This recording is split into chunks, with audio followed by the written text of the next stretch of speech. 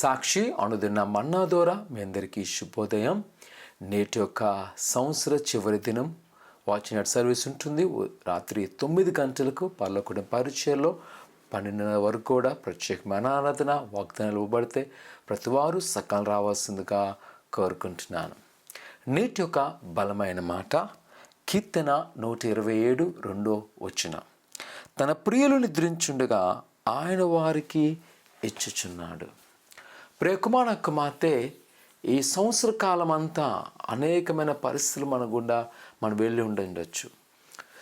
శోధన, వేదన, బాధ, దుఃఖము,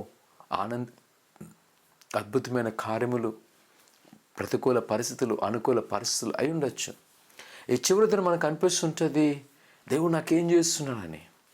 కానీ 127 సంకీర్తన ఒక కుటుంబం గురించి మాట్లాడుతూ, యెహోవా ఇల్లు కట్టించేలా కట్టువాని ప్రయాస వ్యర్థమే. నిజమే, దేవుని చిత్తము లేకపోతే మనం ఎంత ప్రయాసపడినా ఆ ప్రయాస వ్యర్థమే.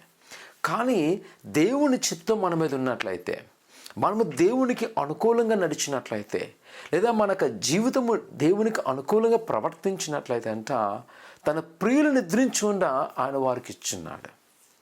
ఆ నిజముగా బహుకరించే దేవుడు. ఒకవేళ ఈ సంవత్సరం చాలా నువ్వు దుఃఖముతున్నావేమో, కానీ చివరి దినం జ్ఞాపకం చేసుకో, రాబోతున్న రేపు నూతన సంవత్సరంలో దేవుడు చాలా సులువుగా కార్యం చేయబోతున్నాడు. ఎప్పుడంటే మనము ఆయన మాటకు లోబడినప్పుడు, ఆయన ఆజ్ఞలు లోబడినప్పుడు, ఎవరిమైతే ఆయన మాట ప్రకారం జీవిస్తామో, ఆయన అనుకూలంగా జీవిస్తామో, ప్రభు ఖచ్చితంగా నీ పట్ల గొప్ప కార్యం చేసే దేవుడు. కావున దిగులు పడక, నిరాశ పడక, ఇదిగో నూతన సంవత్సర కాలంలో దేవుని పట్ల గొప్ప కార్యం చేయను కాక ప్రార్థన చేసుకుందాం.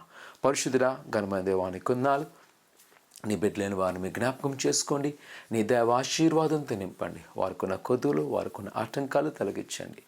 నిజమే, ఆయన నీ బిడ్డల్ని నిద్రించుండగా నువ్వు ఇచ్చే దేవుడు ప్రభా.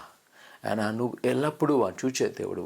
ఆ విశ్వాసం వారికి ఉండేకి సహాయం చేసి, ఇగో ఆయన చివరి దినము ఈ సంవత్సరంలో అనుకుంటున్నారేమో, ఇగో రాను నూతన సంవత్సరంలో నీ గొప్ప ఆశలు నింపండి. గొప్ప నిరీక్షణ వారికి దయచేసి నీ కృపాక్షలతో నింపమని యేసునామమున అడుగుతున్నాం తండ్రి, ఆమేన్. ప్రభువుని నమ్ముకుంచండి. ఆయన పట్ల గొప్ప కార్యం చేయను కాక, ఆమేన్.